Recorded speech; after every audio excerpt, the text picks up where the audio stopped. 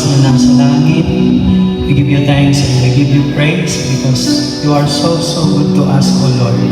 Thank you, Lord, for this very moment, Panginoon, na kami po ay tinipon.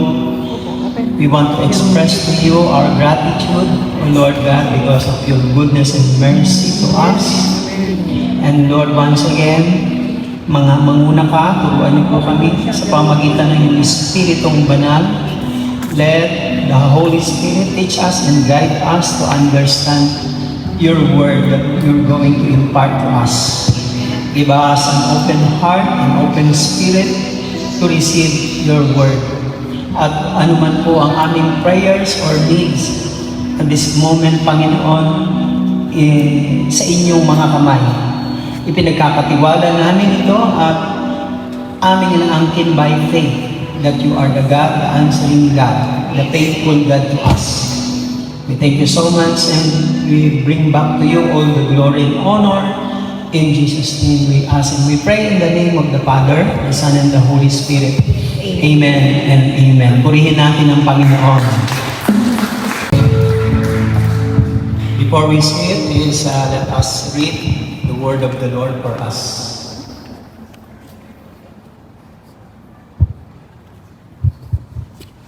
I'm going to read in Tagalog version because our visitor here is there. We have a visitor here na hindi nila maintindihan. But later on, i-translate ko naman sa English. Genesis chapter 8, beginning from verse 15 hanggang 22. Sabi dyan, sinabi ng Diyos kay Noe, lumabas ka na sa barko kasama ng iyong asawa at mga anak. Palabasin mo na rin ang lahat ng mga hayop na kasama mo, maamo at mailat, gumagapang at lumalakad sa lupa. At pati ang mga ibon, hayaan mo silang dumami ng manirahan sa buong daigdig. At lumabas na nga si Noe at ang kanyang asawa, mga anak at mga manugang. Gayon din, sunod-sunod na lumabas ang lahat ng hayop, mailap at maamo, lahat ng gumagapang at lumalakad, pati ang mga ibon sa kanilang uri. Si Noe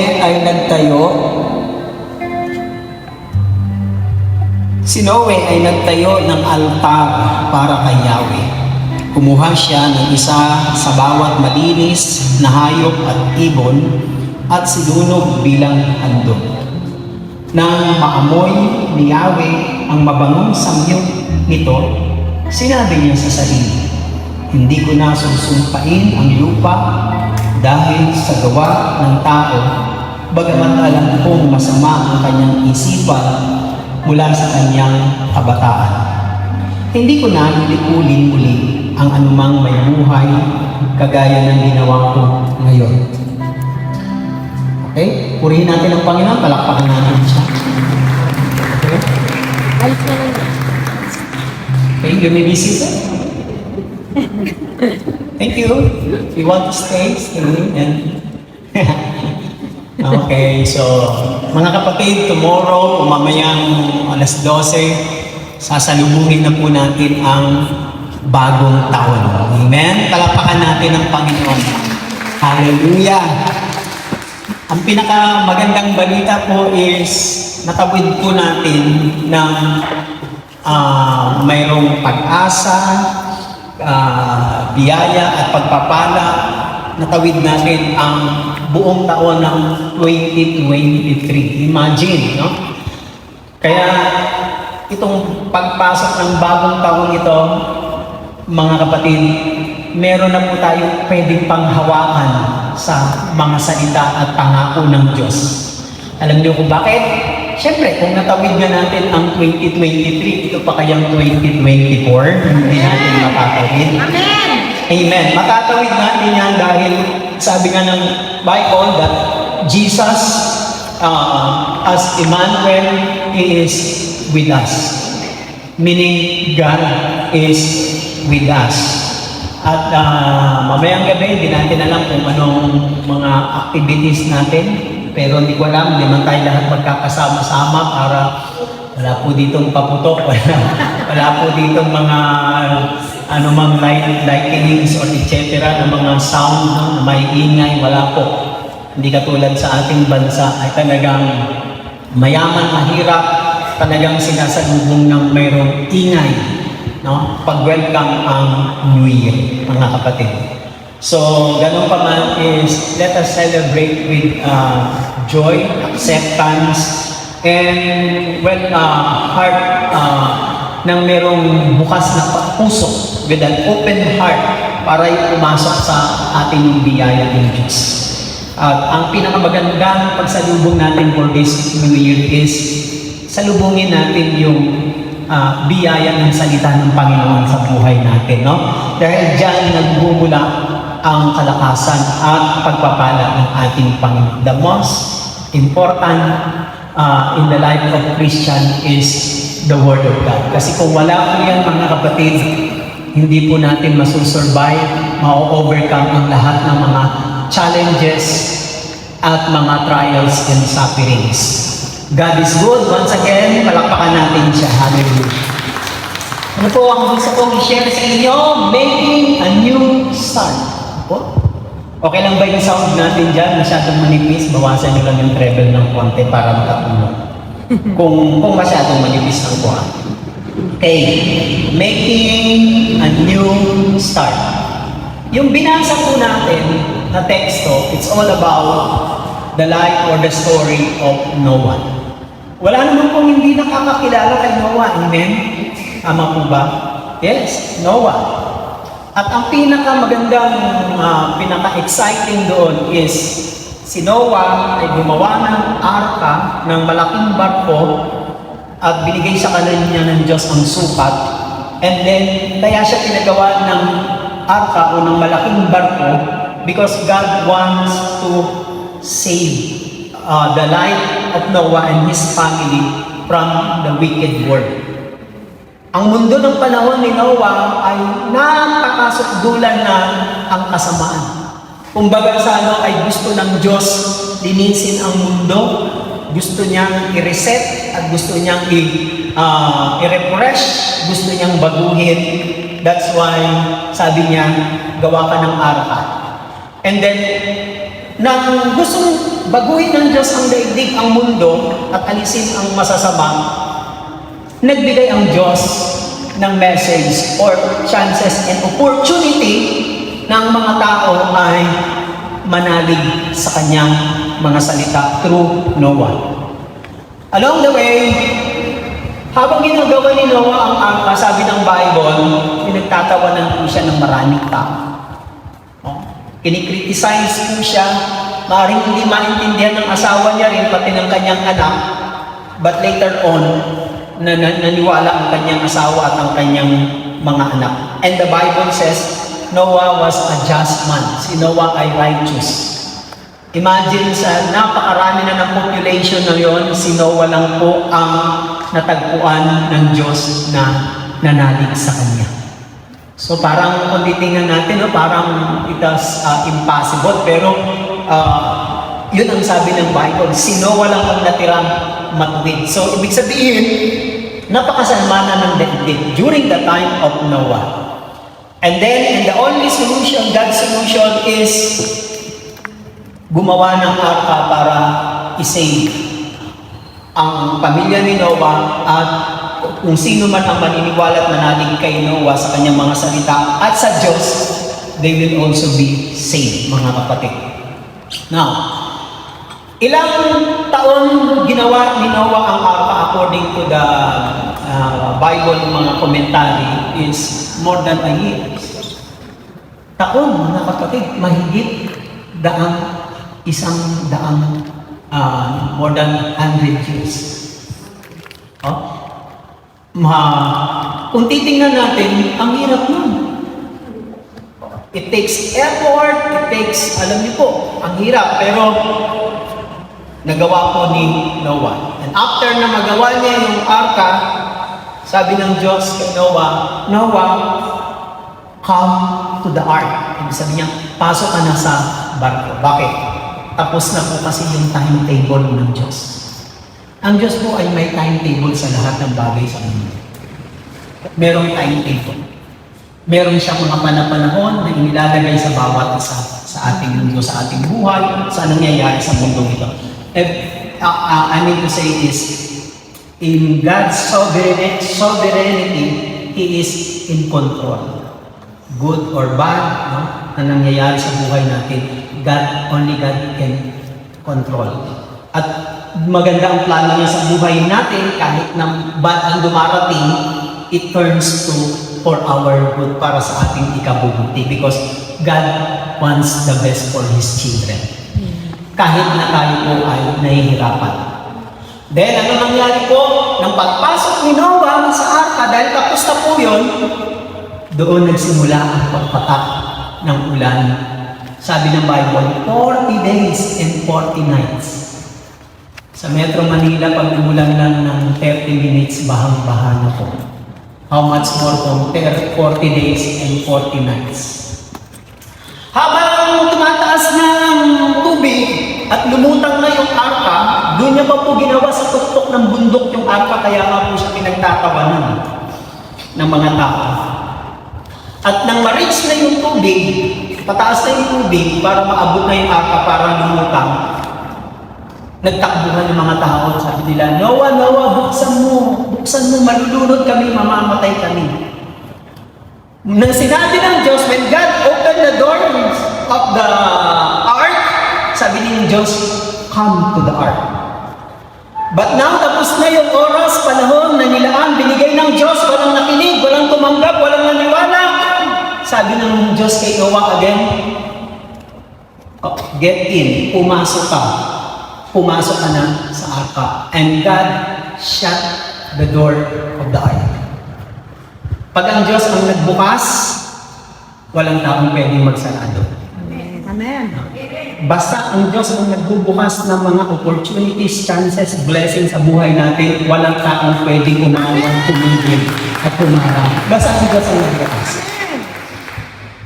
Baliktadin ko. Pag ang Diyos naman ang nagsarado, walang taong pwedeng magbukas. Amen. Kaya sabi ng mga tao, Noah, buksan mo ang pinto! Hindi na mabuksan ni Noah, hindi na mabuksan ng mga tao dahil sinarado ng Diyos. And God shut or end the chances and opportunities sa buhay natin kahit anong effort natin. Hindi na natin mababago ang isip ng Diyos kasi there's a time for everything. And then, to make the story short, namatay silang lahat. Ang natira lang si Noah at ang kanyang asawa at ang kanyang 3 anak at ang mga asawa ng kanyang mga anak. Meaning, 8 lang silang natira doon sa baha na yun, mga kapatid. Inabot ng ilang mahigit 100 taon, inabot bago nag-subside ang tubig. Kaya naalala niyo yung story ng yung pinatawag na mga fables na si Noah nagpalipad ng kalapati. Tapos palipad siya ng wak, hindi bumalik yung wak. Palipad siya ng kalapati, bumalik yung kalapati, mayroon ng kagat sa tupa ng dahon ng olibo. Ibig sabihin, nang mag-subside na yung tubig, ay meron ng umusbong na mga pananim. Imagine, after the flood, hindi pa agad nakalabas sila Noah sa arka unless maliban ng Diyos ang nagsabi, come out to the ark. Ang napakaganda kay Noah kasi, hindi po siya humahambang at gumagawa na walang direksyon sa Diyos. Imagine that kind of relationship, that kind of walk with God. Na hindi siya ganun ka-aggressive, ka-impatient. Nagpapakita po yun ng kanyang trust and obedience sa Diyos. And then, after that, nang mag-subside ang tubig, kumbaga sa reset and refresh ng Diyos, binago niya ang lahat. That very day, that very hour, that day or that month, that year is the beginning of a a new day, a new year, and a new month. A new month. Doon nagsimula ulit ang bagong mundo o daigdig. That's why, make it a new start.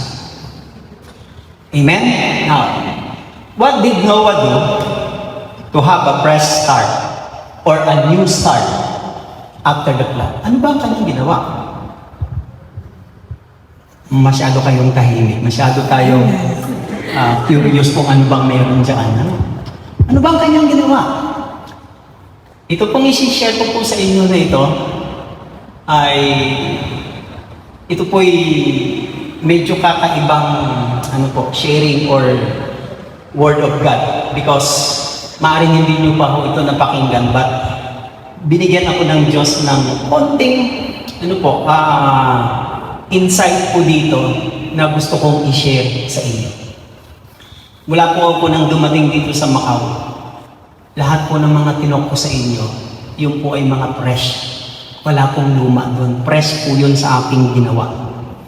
Hindi po yun nakadilata. Amen! Hindi po yun yung parang sardinas na breakfast ko kanina na nasa lata. Hindi po. Ano po yun? Luto talaga po yun. Fresh po yun. Bago po yun. Kaya po napupuyat po ako sa kakagawa ng slide na ito, mga kapatid. Kung gawa lang ng outline, i-share, okay lang. Pero medyo, kasi hindi po ako techie. Hindi po ako computer boy. Marunong lang gumamit, pero hindi po ako ganun kahusay kagaling. What did Noah do? In the beginning of a new day, after the flood, a new week, a new month, and a new year, what did Noah do to have a new beginning after the flood? First is, Noah came out of the ark. Lumabas po siya. Sabi ng Genesis, chapter 8, verse 18. So Noah came out. Sino kasama niya? Mga anak niya, asawa niya, at ang mga asawa ng kanyang mga anak. The word came out. Sabi ng Diyos, Noah, lumabas ka. Sa Old English, nang binasa ko sa Old English, naghanap ako ng ibang translation, ang nakalagay doon, Noah, go forth. Go forth. Yung katumbas ng salitang go forth sa came out, tinignan ko po, mga kapatid, sa dictionary, the word came out forward or inward in time. Ibig sabihin, sumulong ka, gumalaw ka, kumilos ka, mag-move ka, sumulong ka ng nasa oras o nasa panahon. Alam niyo po ba, bawat oras, araw, linggo, o buwan, taon na nangyayari sa buhay natin, dapat meron tayong dapat magawa. Yung pong ibig sabihin nun. Halimbawa, ngayong araw na ito, ano ang dapat nating magawa? Una ito. Yung ating pakikipaghalubilo, pakikipag-society, yung imimit po ninyo, sino yung mga taong mahalaga sa inyo sa araw na ito? Meron ba kayong transaction? Meron ba kayong bibilhin, gagawin? O meron kayong kakausapin?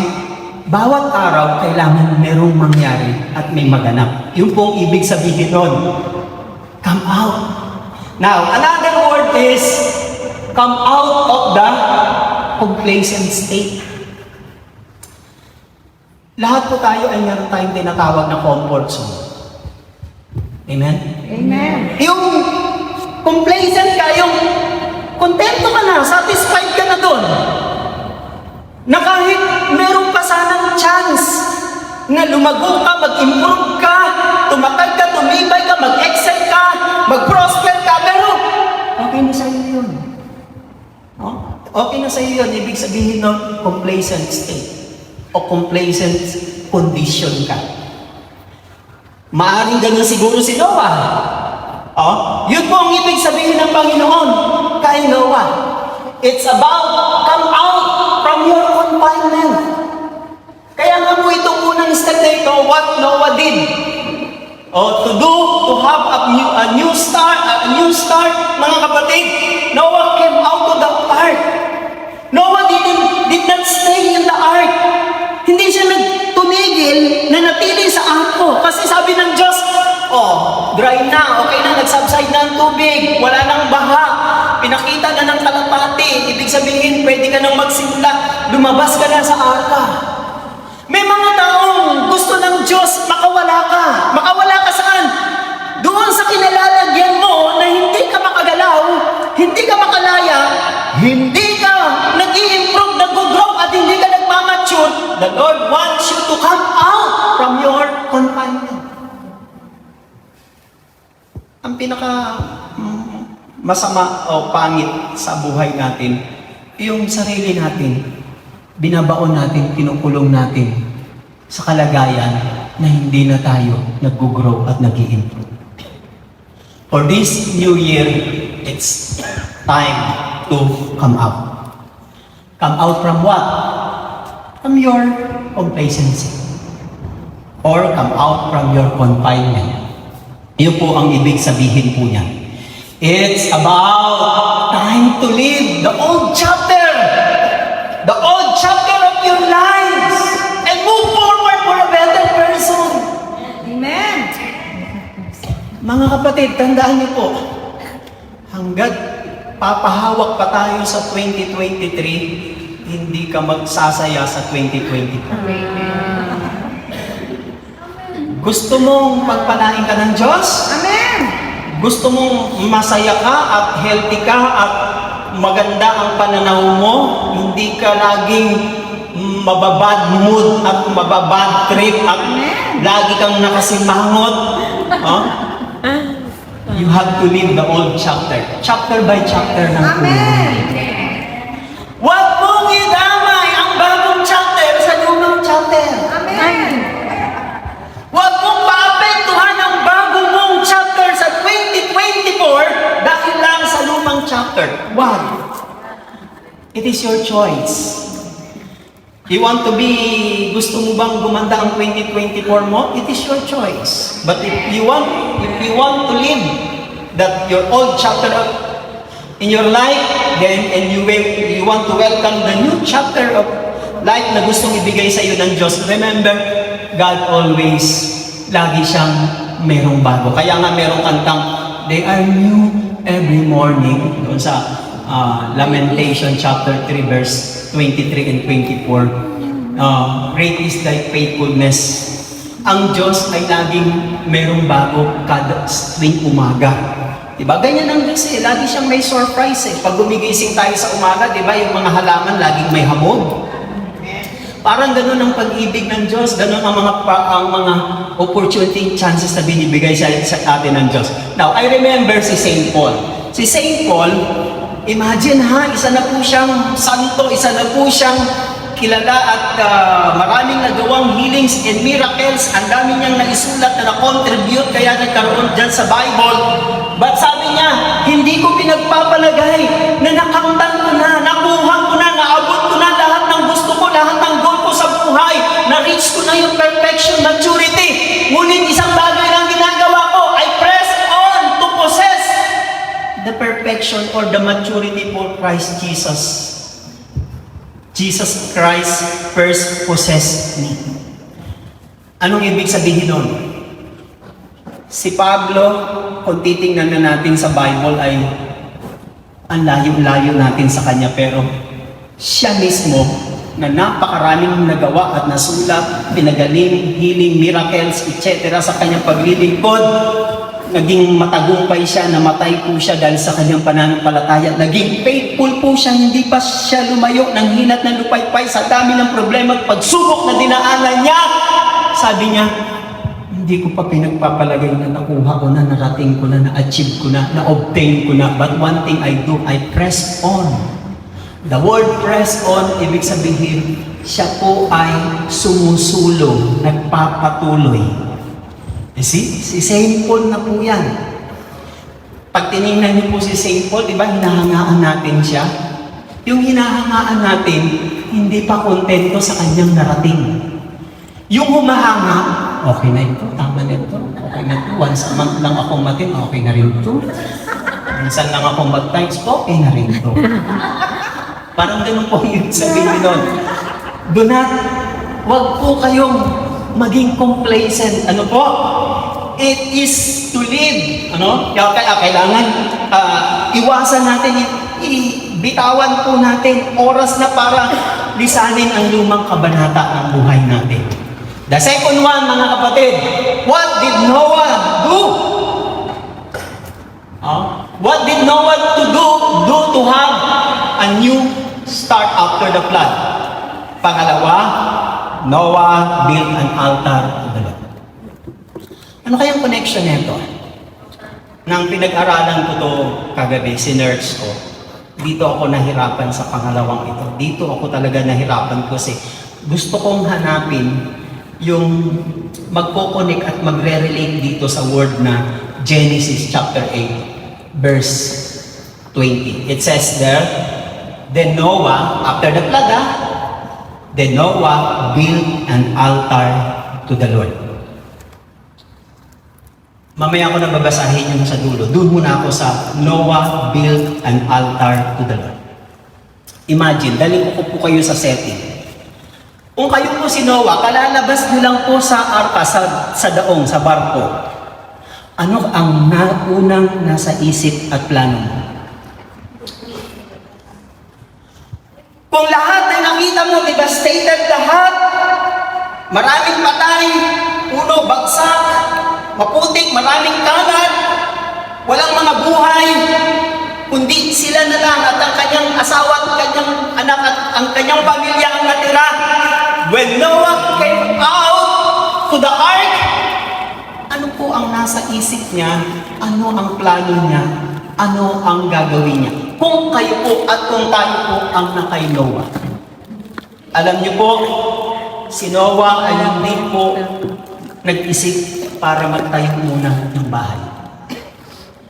Alam niyo po, pag nagpapamilya po, ang unang iniisip, titirahan o bahay. Kaya yung iba, bago sila magpakasal, mag-asawa, inuuna nila muna itayo ang bahay. Meron namang nag-aasawa, saka lang itatayo ang bahay kasi pipisan sa parents. Meron ganon. Depende po yun. Depende po kung sa kanilang goal at sa kanilang layunin sa buhay. Depende po. Hindi siya inuna magtayo ng bahay at hindi niya rin inunang magtanim ng mga crops. They didn't plant a crops or seeds para meron silang ikabubuhay o pagkain. Hindi rin siya nag-isip ng business. Alam ko, pag bawat New Year, lahat ng mga negosyante, kahit may negosyo na, nag-iisip pa sila ng iba pang negosyo. Ganun po mga negosyante. Hindi po tumitigil at ako content. Yung iba naman, nakagraduate na sila ng 2023, nag-iisip po sila ng trabaho. Yung iba naman, nag-iisip naman mag-asawa o magpakasal. Ganon, nasa isip. Yung iba naman ay nag-iisip o nagpaplano na mag-tour. Saan kaya ako makakapag-tour ngayong 2024? Kasi napuntahan ko na Singapore, napuntahan ko na London, napuntahan ko na ang Japan. Saan kaya? Siguro mas maganda siguro doon sa Palestine. May gera pa. Para maibala ka doon sa... Oh. May mga ganong tao na nakikita ninyo pag mga friends natin sa Facebook, iinggitin lang tayo ng iinggitin, nandito sila sa ganun, tayo naman comment. Oy, sana po. Diba? Kasi kasama yan sa mga plano nila eh. May mga ganong tao na nagpaplano, saan pupunta, saan magtutur. Diba? Yung iba naman ang plano nila, for economy, for kabuhayan, for family. Okay, iba business. Hindi po yun ang inuna ni Noah. Noah built an altar to the Lord. Ano nga po ba ang altar? Hinahanap ko. What is altar? Nang hinahanap ko, altar represents of our relationship with God. Yun pong ibig sabihin nun. Ang unang ginawa ni Noah after the flood, bagsak ang ekonomiya, walang buhay, walang pananim, walang tirahan. After the flood, ang inuna niya yung altar. Hindi naman literally nagagawin, i-apply natin yung sinabi ng ginawa ni Noah, i-apply natin ngayon, nagagawa tayo ng altar. No, that's not a literal application. This is represents of our relationship. Ang pinakamagandang gawin mo sa unang araw, unang buwan, o linggo, unang buwan at unang taon, ang dapat mong gawin, itayo mo, itatag mo, palakasin mo ang iyong relasyon sa Diyos. Yun ang ibig sabihin mo. Inuna ni Noah ang kanyang relasyon sa Diyos. What we call that is vertical relationship. Pag sinabi pong vertical, patayo. Pag sinabi pong horizontal, pahiga o pahalang. Patayo. Ang horizontal, that is our relationship. Dalawa po ang end niyan. Pwedeng sa kanan at sa kaliwa. Sa kanan, sa family. Sa kaliwa, to your neighbor or to your friends. That is horizontal relationship sa pamilya at sa kaibigan. Pero pag vertical, sa Diyos lang yun. Yun ang inuna ni Noah. Vertical. Yung mga taong may problema sa asawa, may problema sa anak, may problema sa kaibigan, may problema sa mga kasama, ibig sabihin, may problema ka sa vertical. Listen, that is the reflection. If your vertical relationship with the Lord is good, strong, and stable, magiging strong ka rin and mahahandle mo rin ang relationship mo sa iyong family at sa iyong mga kaibigan. How do you know people have a good relationship with God? Tingnan niyo muna sa kanilang mga kaibigan at pamilya. Wala na kayong amen. Tingnan niyo muna. Amen. Yes, totoo po ito mga kapatid. Kaya pala may mga taong kahit ang daming criticism, ang daming pag-judge, ang daming paninira sa kanila, they don't fight back. O hindi po sila gumaganti, pinag-pray nila. Bakit? Ganda ng relasyon ng taong ito sa Diyos. Amen. Talagang lumalakad siya. May mga taong ganito, pag dumarating yung ganong problema sa kanilang buhay, gumaganti sila, naninira, gumagawa ng masama. Parang hindi nila kayang tanggapin, natalo sila, lugi sila. May problema sa relasyon sa Diyos. Amen. Doon nagkakatalo yan mga kapatid. God desire relationship with us. Kung tatanungin natin ang Diyos sa taong ito ng 2024, mamaya pagsalubong, baka ang gawin mo, lumundag ka na lumundag ha. Ano lang po yun, sa iing lang po yun. Ang pinakamagandang salubong sa Kanya, prayer, tanungin mo si Lord. Lord, ano ba gusto mo para sa akin itong taong ito? Palagay ko, kung maririnig mo lang ang boses ng Diyos, first and foremost, ang pinaka-importante sa Kanya para sa iyo, yung relationship mo sa Kanya. Amen. Yun lang naman. Amen. Yun ang mga iba. Your altar to Him. Kapag nagtayo ka ng matibay na relasyon o matatag na relasyon sa iyong buhay sa Diyos, magiging matatag ka. Amen. Ang stability mo, ang katatagan mo, ay nanggagaling sa relasyon mo sa Diyos.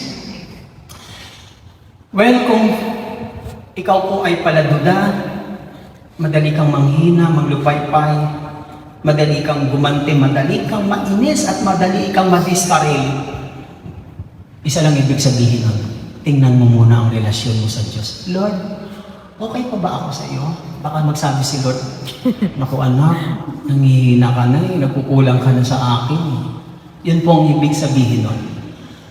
Kapag nakapagtayo tayo ng isang magandang relasyon sa Diyos, tumatatag ang ating buhay. Amen. Now, punta tayo kay Abraham. Paborito ko rin ito. Tingnan natin si Abraham, mga kapatid. God designed a relationship. Wala nang iba. Kasi pag gumanda at tama ang relasyon mo sa Diyos, it follows His blessing. Susunod lang yun eh. Alam mo tayong mga Kristiyano, alam na ng Diyos yung prayer natin, hindi pa natin sinasabi, sinusuklat, Amen. hindi pa natin tinataas sa prayer, alam na ng Diyos eh. Kung alam na ng Diyos, so hindi yung problema para sa Kanya, kasi alam niya na yun eh. Ang problema lang natin, yung ating relasyon sa Kanya. Kaya pag tama ang relasyon natin sa Kanya, kahit hindi ka na umiyak, kahit hindi ka na lumuhod mula doon sa entrance hanggang dito sa altar, kahit hindi ka na mag-overnight, kahit hindi ka na mag-fasting, alam ng Diyos kung tama lang ang relasyon mo sa Kanya kahit hindi ka, it follows blessings, ganun po ang Diyos Hindi mo pwedeng bayaran ng Diyos sa lahat ng mga pagtitiis mo, pagpapakasakit mo, para sagutin ka lang niya kung ang relasyon mo naman ay sira sa Kanya. Hindi mo siya mapapasunod doon Mapapasunod mo siya sa iyong magandang relasyon sa Kanya. I don't know, pag magandang relasyon ninyo sa inyong asawa, sa inyong anak, sa inyong kaibigan, nakikita ninyo ang bilis ng table. Pero kapag pangit ang relasyon, may bulong. Buti na sa kanya. Buti na sa kanya. Tignan ninyo, bakit? Pangit kasi relasyon Di ba? Pag maganda ang relasyon, hindi ka mahihirapan Sila yung nagpupusa kasi ang ganda ng relasyon Pero pag may pangit, mayroong kapintasan, mayroong misunderstanding at sugat, mahihirapan kang makuha ang favor. Believe me, brothers and sisters. Now, let's go to Abraham. Sabi ng tawag ng kay Abraham, Genesis chapter 12 verse 1. The Lord had said to Abraham, go from your country. Ang ibig sabihin dyan ng go, come out from your country. Saan ba galing lugar o bansa si Abraham? Malamang galing siya sa Syria. Malamang lang, hula ko lang yun. Kasi hindi siya galing sa bansang Israel. Out of Israel po siya. Isa po siyang pagano o Gentile nang hindi niya pa kilala. Ang Diyos ang tumawag sa kanya, go from your country. Ang ibig sabihin, leave your country, come out from your country. Your people, ibig sabihin, mga kababayan niya, your father, ang kanyang pamilya, and your household, yung iyong mga kasambahay, and go to the land I will show you. At sabi ng Bible, verse 5 ng chapter 12. He took his wife Sarah, at ang kanyang pamangkin na si Lot, at ang kanyang mga ari-arian, at ang kanyang mga accumulate, and the people they had acquired in Haran, and they set out for the land of Canaan, and they arrived there and stayed there. Saan po siya nagpunta? Nung tinawag siya ng Diyos, come out, leave your country, your people, your father, and your household, and go to the land that I will show you. Ano pong land? Canaan. Canaan po. And then, Genesis 12, verse 7. Nang nandoon na po siya sa Canaan, eto po ang ginawa niya. Nang nandoon na po siya, wala na po siya sa bayan niya. The Lord appeared to Abraham and said, to your offspring, sa iyong mga inapo o lahi, I will give this land.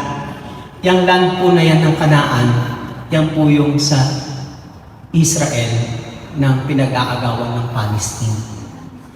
Po, Palestine at Israel, yan pong reason ng kanilang pag-aagawa. So, he built an altar there to the Lord who had appeared to him. Ano pong ginawa ni Abraham? Nagtayo po siya ng altar doon sa Canaan. Doon siya tumira at doon siya nabuhay. Ano pong tinayo niya? Altar. And that is a physical altar. Ang ibig ko sabihin, pag saan tayo nilalagay ng Diyos at doon ginagamit para maglingkod, dapat mong i-maintain, panatilihin ang iyong relasyon sa Kanya. Probably, this place is our altar with the Lord. Ito yung tagpuan natin sa Kanya. Amen? Amen. Meaning, Abraham went in the land of Canaan and his altar to God, Abraham was in the place of what? In the place of God's appointment.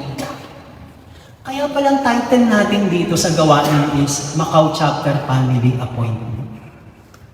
Ito na yung pinakapamilya natin Iba yung pamilya natin sa laman, sa dugo. Iba rin yung pamilya natin sa espiritu. Mapapansin po ninyo, sa pamilya natin sa laman, sa dugo, minsan nasusugatan tayo na sa pag-aaway-away, nasasaktan tayo, napapagod tayo, gumigib up tayo. Pero tinan ninyo, sa gawain ng Panginoon, hindi mo naman yung kapamilya, hindi mo naman yung kadugo, hindi mo naman yung ka-DNA. Pero dahil sa Panginoon at sa Espiritu ng Diyos na tumawag, nagpabago sa atin at ginawa tayong pamilya, ang gaang ng loob natin. Amen? Amen. Napakagaang, di ba? Kaya, tinan ninyo, every time na nandito tayo, dapat nakakaramdam tayo ng belongingness, welcoming spirit, na welcome tayo. Yung dito tayo naiibsan ng lungkot, ng homesick, dito tayo lumalakas, dito tayo sumasaya, sumisigla, para pagbalik po natin sa trabaho at sa mga taong bumubwisit sa buhay natin. Makalaman natin. Bakit? Because you are in the place of God's appointment. Imagine, tandaan nyo, sabi ng Bible, 2 or 3 gathered together in my name, there am I in the midst of them. Sabi ni Jesus, pag nandun tayo sa lugar kung saan tayo tinatagpo ng Diyos yung meeting place, appointment place natin sa Kanya, there we experience His love, joy, peace. Yun pong ibig sabihin nun. Tanong, bakit kang kinukulang ng lakas? Bakit ka palagda? Bakit lagi kang nadidiskaril at lagi kang nangihina? Nagiging impatient ka, mainit ang ulo mo, wala ka sa mood. Alam niyo kung bakit? Baka wala ka sa place of appointment. Amen. Baka nandun ka sa place ng disappointment. When God called Abraham, he built his altar to the Lord, and he was now in the place of God's appointment. Yan pong ibig sabihin niyan, mga kapatid. Kaya wag po ninyong kalilimutan ang lugar ng tagpuan ninyo kay Lord. Amen. Alam niyo ba, dapat Sunday nakikipag-date tayo? Oo, totoo yun, dapat nakikipag-date tayo. Diba? Kay Lord. Amen. Pagkatapos mo kay Lord makipag-date, Wala yung problema, wala kang ka-date pagkatapos kay Lord. Di ba? Eh di pag-pray natin na bigyan ka ni Lord ng ka-date, parang gano'n lang naman yun, di ba? Now, listen. When we are, kapag nandito po tayo sa tagpuan, relationship natin kay Lord, mga kapatid, there is a testing. Meron pong testing. Ano po? Sabi po ng Genesis chapter 12, verse 10 din. Nang nandoon na si Abraham sa Kanaan, ang problema po, sabi dyan ng Genesis 10:12, nagkaroon ng tagutom. There was a famine in the place where God called him or pinaglagyan sa kanya ng Diyos, nagkaroon ng famine. You listen.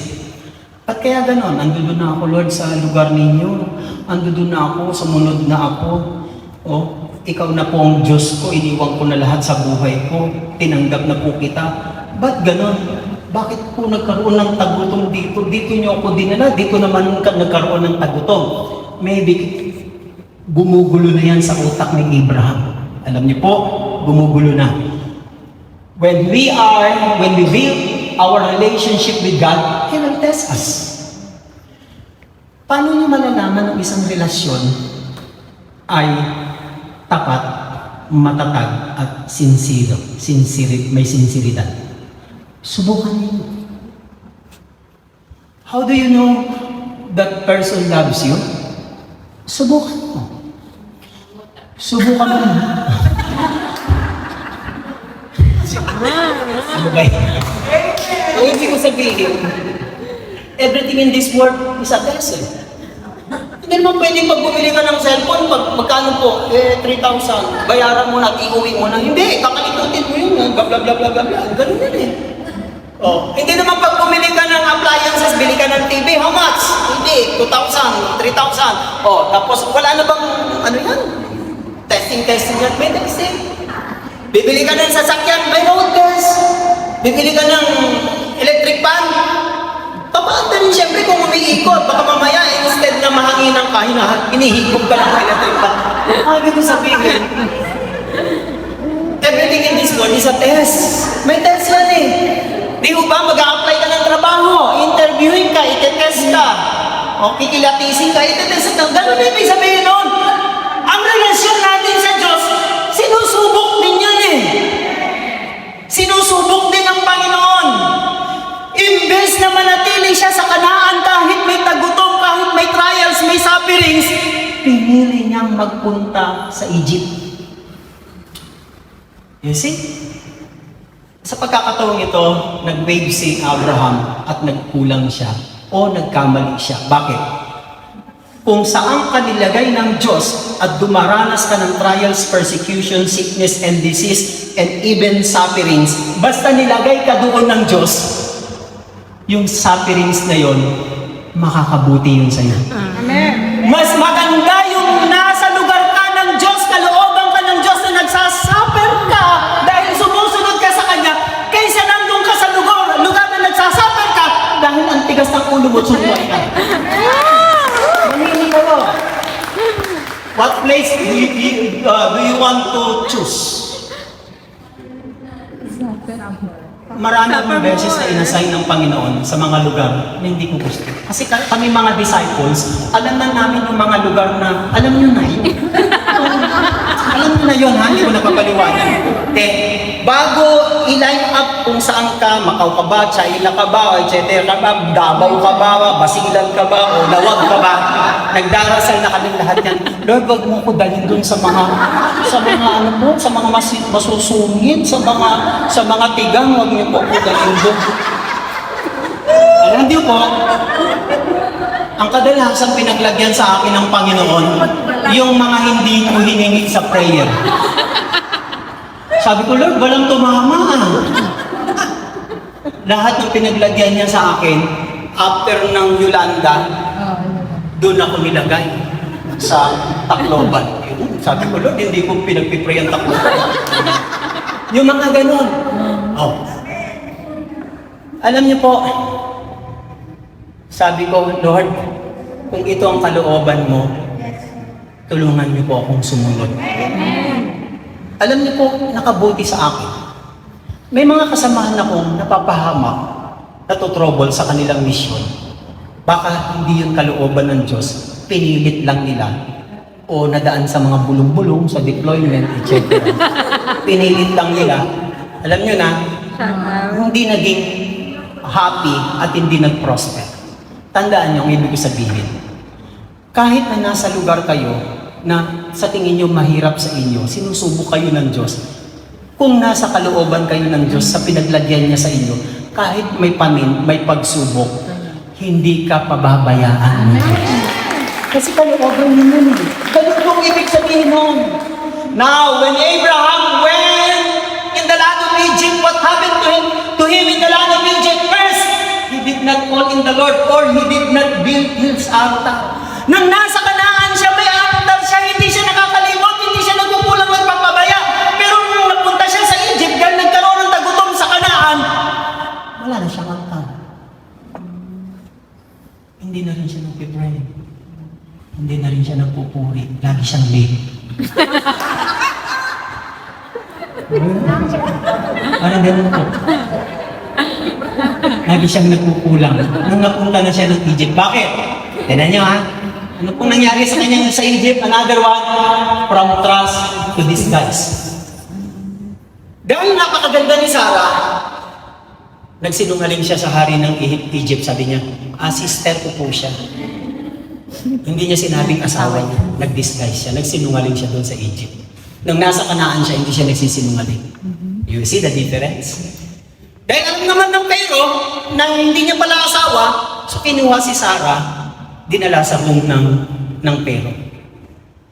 Palibhasa, ang Diyos nakipag-covenant sa mag-asawa, at kung si Abraham ang nasunod that time, pumasok ngayon ng Diyos. Ayaw ng Diyos kasi kung magkakaroon si Sarah ng anak sa Pero, hindi lalabas si Isaac na doon manggagaling yung promise ng Messiah ng ang Panginoong Jesus. So mawawala ang masisira ang plano ng Diyos. Nag-take over ang Diyos ngayon. Nagpadala siya ng salot sa Egypt. Sinalot ang Egypt. Nasalot. Nang malaman ng hari ng Pero, ikaw naman, asawa mo naman pala ito, hindi mo naman pala ito kapatid. Dapat sinabi mo na ng una nang hindi kami sinalot. magmula sa pagtitiwala sa Diyos, nag-disguise. Kung minsan, yung ating pagdi-disguise, pagkukunwari, pagbabalat kayo, pagkukubli, hindi nakakapagbigay ng blessing sa iba, nakakasira. Mahirap ba maging totoo? Yes. Maging totoo tayo. Bawa, Christmas, New Year. Eh, ano ngayon, kung yan lang ang pera mo, di yan lang ang ihanda mo makamutan. Maging totoo tayo, ano ibig sabihin nun? From trust to disguise. Yan ang nangyari sa kanya. And the last, from carrying a blessing to punishment. Nangyari, sinalo tuloy ang Egypt. Pinaalis sila ng Pharaoh. No? Lumayas na kayo rito. Umalis kayo dito. Nasalot kami rito. Ang ginawa ng Pharaoh, binigyan pa siya ng maraming blessing, maraming ari-arian at saka mga kagamitan. Bumalik ngayon siya sa Kanaan. Bumalik siya ngayon sa Kanaan. Pagbalik niya sa Kanaan, ang ginawa ni Abraham, and he built his altar there to the Lord. Binalik niya uli ang kanyang altar. Amen? Ano pong nakita natin lesson kay Abraham? He repented. Sabi niya, Lord, sorry. Pinili ko kasi yung gusto ko eh. Kasi nakyutan ako eh. Kasi macho. Ang lakas ng apin. Ang ganda kasi ng offer eh. Mas malaki kasi sa dati kong sweldo. Nahirapan ako sa dati kong trabaho. Sorry, Lord. He repented. Nagsisi siya. And sabi ng Genesis 13 verse 1, so Abraham went up from Egypt. Kita ninyo ha? Nagsisi siya, nanumbalik siya sa Diyos, umalis siya sa Egypt at bumalik siya sa Kanaan. Ang totoong nagsisisi, ang totoong gustong magbago, umaalis sa lumang buhay. Amen. Believe me. Hindi lahat ng nagsisimba ay nagbabago ang buhay. Believe me mga kapatid, maaaring nag-i-struggle tayo sa ganung bagay, pero true repentance is tumatalikod talaga, hindi niya binabalikan ang kanyang lumang buhay. Well, kung may mga taong nag-i-struggle sa ganon, pero kapag desire mo talaga at desidido ka, sasamahan ka na ng Diyos, tutulungan ka niya mga kapatid. Amen? Amen. Now, practical lesson pa rin na gusto kong idagdag dyan, never abandon your altar. Ang ibig ko sabihin, never abandon your relationship. Amen. Merong tayong isang kapatiran, narinig ko ng patutuo noon, nakapag-asawa siya ng Arabian. At sa kanilang pagsasama, okay naman yung kanilang relationship. Pero dahil ang kanyang asawa ay Muslim, siya po ay prayer partners. Hindi niya namatis kasi maraming beses na siya hindi nakakadalo. Kasi alam niya magagalit ang asawa niya, baka hamunin siya ng himalayan. Dahil hindi niya nakaya, sabi niya sa kanyang husband, sabi niya, nagpaalam siya, gusto niya umatin ng gawain ng El Shaddai sa Saudi. Alam niyo po, tama po ang kanyang expectation, sabi ng kanyang asawa. Kapag umaten ka at pinili mong umaten sa El Shaddai na yan, at pag lumabas ka ngayon para umaten dyan, huwag ka nang umasang babalik ka pa. Alam niyo po, natulala po siya, natigilan po siya. Pero ang nararamdaman niya sa puso, yung empty na siya eh. Wala na siyang peace, wala na siyang joy, wala na siyang happiness dahil sa asawa niya. Pero gusto niyang maging tapat sa Panginoon. Alam niyo ginawa niya? Pinili niya pa rin lumabas. At totoo nga, umaten siya sa gawain ng Panginoon. At mula noon, hindi na siya bumalik kasi yung asawa niya, sinaraduhan na siya ng pinto. Dinaan niya sa prayer. Sabi niya, Panginoon, kayo po ang pinili ko. Inuna ko po kayo yung relasyon ko sa inyo. Di bali na maputol at mamatay ang relasyon ko sa asawa ko dahil lang sa inyo, Panginoon. Iaalay ko, ibibigay ko ito. Ito ang pipiliin ko. For a month, nawala na siyang balita kung saan-saan siya nakitulog sa kanyang mga kasisters. Alam niyo po, sa kakadasal niya at pagtiwala niya sa Panginoon, mas inuna niya yung relasyon niya sa Diyos kaysa sa relasyon niya sa asawa niya. Mas pinili niya relasyon niya sa Diyos kaysa sa asawa niya. Dumating ang panahon, hinanap siya ng asawa niya, natagpuan siya sa prayer meeting, at dumalo na, naakay niya asawa. See? Hallelujah! It is a test. Sinusubok lang ng Diyos eh. Di ba? Kuminsan, susubukin ka ng Diyos doon kung sino pipiliin mo eh. Natatakot kang mawala ang mahal mo, importante at mahalagang bagay sa'yo. Eh hindi ka natatakot na ang Diyos ang may hawak at nagbibigay ng mga bagay.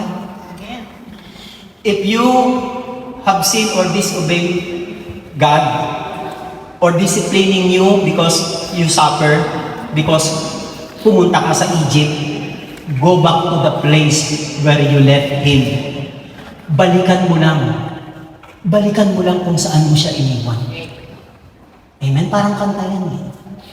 Isang nabalikan, isang iwanan, isang pagkakibig, mahirap magdalo, magkakapin ko,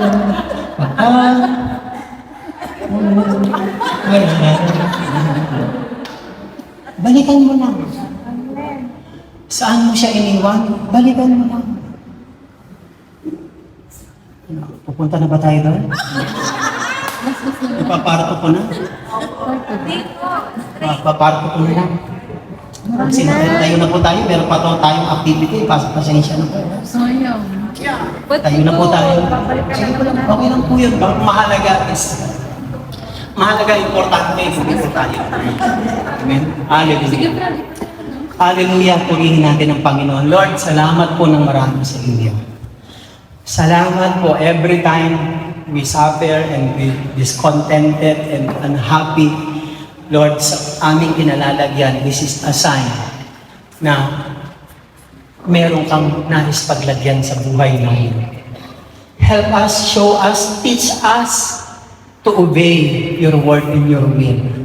Tulungan niyo po kami, Panginoon, lalo na po itong pagsalubong namin mamaya gabi sa New Year, the first day of the month, mga Panginoon, katulad ni Noah. Noah came out to the ark and he built an altar to you, O Lord. Help us, Lord, na ma-improve, mapalakas namin, mapatatag namin, Panginoon, maalagaan namin ang aming relasyon namin sa inyo. Dahil ito ang pinakasusi, Panginoon, ng aming pagiging matatag at pagiging mabuting tao. Panginoon, salamat. Wala pong bagay sa buhay namin na hindi niyo po alam. Lahat po ng pinagdaanan namin, Panginoon, alam na alam po ninyo. You are the God who is in control, and you also the God who knows what is the good for us, na nakakaalam ng mabuti para sa amin. Habang kami nandito sa Macau, nagtatrabaho at naglilingkod sa inyo, Panginoon, Lord, tulungan niyo po kami, Panginoon. Kayo po ang pinaggagalingan ng lahat ng biyahe at pagpapala. Pagpalain niyo po lahat ng aming prayers, lahat ng aming kahilingan, lahat ng aming mga gifts and offerings, inaalay namin, hinahandog namin sa inyo, lalo na po ang aming buhay sa taong ito, Panginoon. Tulungan niyo po kami, Panginoon, na makalabas sa aming arko, sa aming daong. Makalabas kami, Panginoon, sa aming Egypt. Tulungan niyo po kami, Panginoon, na bumalik sa lugar na kung saan ka namin kinatagpo at saan niyo kami tinawag. Help us to return, to come back in the place where we let you, Lord God, where you called us and put us. Pagpalain niyo po lahat ng aming prayers ngayon at inaantin na po namin ang inyong panibagong blessing for this year 2024. Blessing upon our families, our children, our jobs, and our, Lord, our employer. Panginoon, salamat. Umaasa kami, nagtitiwala kami na ang 2024 ay panibagong taon at blessing mo sa amin. And we welcome that blessing in the name of the Lord Jesus. Pour out, O Lord, and padaluin yun sa bawat isa sa amin. We thank you so much, Lord. In Jesus' name we ask and we pray. In the name of the Father, the Son, and the Holy Spirit. Amen and amen. God bless us, mga kapatid.